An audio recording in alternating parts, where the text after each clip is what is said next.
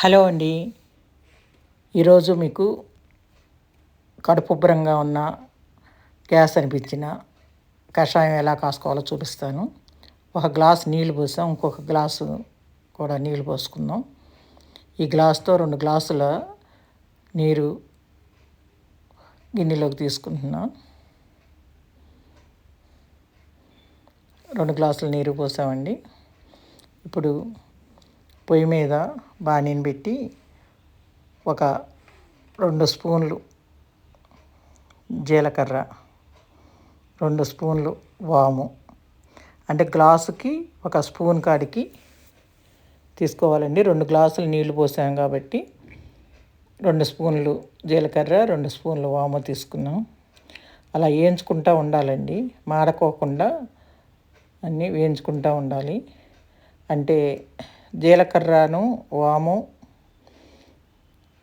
వేయించిందే వేసుకోవాలండి, పచ్చిది వేసుకోకూడదండి, వాతం అండి. 2 కూడా లైట్గా వేగనివ్వాలి. ధనియాలు మాత్రం మామూలుగా వేసేసుకోవచ్చు. జీలకర్ర వాము మాత్రమే ఇలా వేగనిచ్చుకోవాలి. అట్లా వేగేదాకా కూడా కొంచెం తిప్పుకుంటూ ఉండాలి, మాడకోకుండా. కొంచెం వేగనివ్వాలి,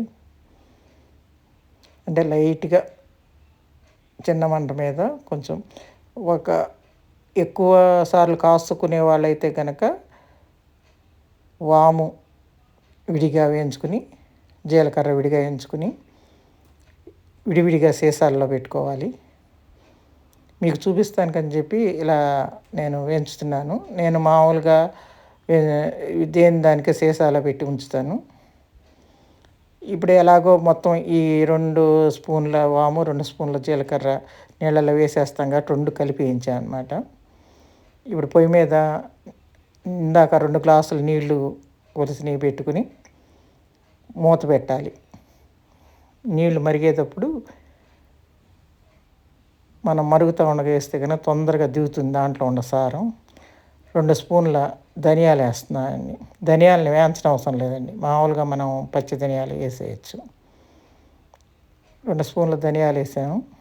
ఇప్పుడు ఇందాక ఏం చెట్టు పెట్టుకున్న వాము, జీలకర్ర 2 కూడా నీళ్ళల్లో వేసాం. స్పూన్తో కనుక అలా తిప్పితే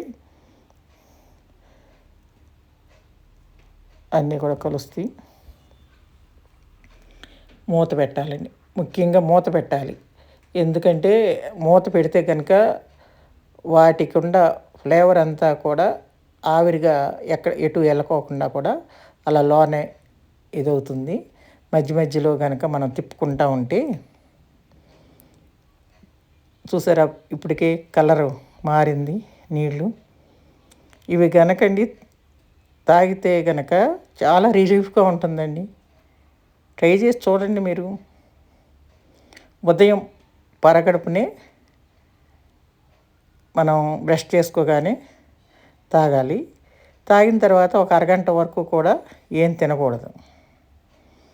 ఇది చూసారా మరిగిని. మనము ఒక 2 స్పూన్ల బెల్లం కూడా వేసానండి.